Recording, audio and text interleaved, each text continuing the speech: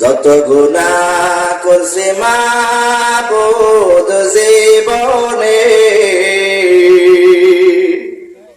মাফ করিয়া দেন গো মাওলা, নিজ গুণে মাফ করিয়া দেন গো মাওলা, নিজ গুণে। আপনি যদি মাফ না করেন আল্লাহ বান্দারে, বলেন আপনার বান্দা যাবে কার কাছে জীবনে। না করিলাম বন্দেগি গুনাহ করে কাটাইলাম জিন্দেগি, গুনাহ করে কাটাইলাম জিন্দেগি। ঠিক কিনা বলেন? তওবা করে আবার তওবা ভাঙ্গিলাম, তওবা করে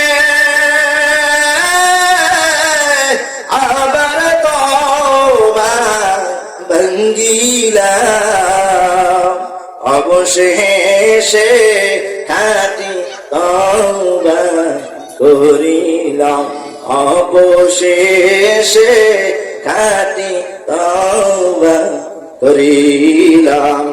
ও মুসলমান ইমানদার ভাই জানে আমার, মাহফিলের বাহিরে যারা রয়েছেন নিজের জীবনের দিকে তাকায়া দেখেন কত না গুনাহ করেছেন।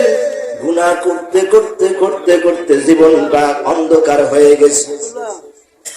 আল্লাহ নবী সাল্লাল্লাহু আলাইহি ওয়াসাল্লাম বলেন, বান্দা যখন মায়ের গর্ভ থেকে আসে বালেগ হওয়ার আগ পর্যন্ত তার কলবটা থাকে একেবারে নুরানি থাকে, আয়নার মতো পরিষ্কার থাকে, পরিষ্কার।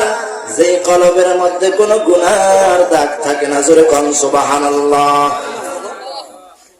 বান্দা যখন বালেগ হয়, বালেগ হওয়ার পর বান্দা একটা গুনাহ করে, কলবের মধ্যে একটা কালো দাগ পড়িয়া যায়।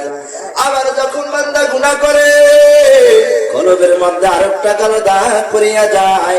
আবার যখন বান্দা গুনাহ করে, কলবের মধ্যে আরেকটা কালো দাগ পড়ে। আবার যখন বান্দা গুনাহ করে, কলবের মধ্যে আরেকটা কালো দাগ পড়ে যায়।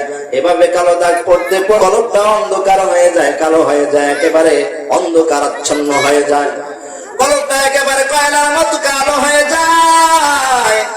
ওই অন্তরে তখন নামাজ ভালো লাগে না, ওই অন্তরে তখন জিকির ভালো লাগে না, ওই অন্তরে তখন মাহফিল ভালো লাগে না। উলামায়ে কেরামের কথা শুনলে এলার্জি শুরু হয়ে যায়। যেই ব্যক্তি দেখবেন আলেমদের বিরুদ্ধে কথা বলে, বুঝে নিবেন তার অন্তরের মধ্যে সমস্যা আছে। কথা বলেন ঠিক না বেঠিক?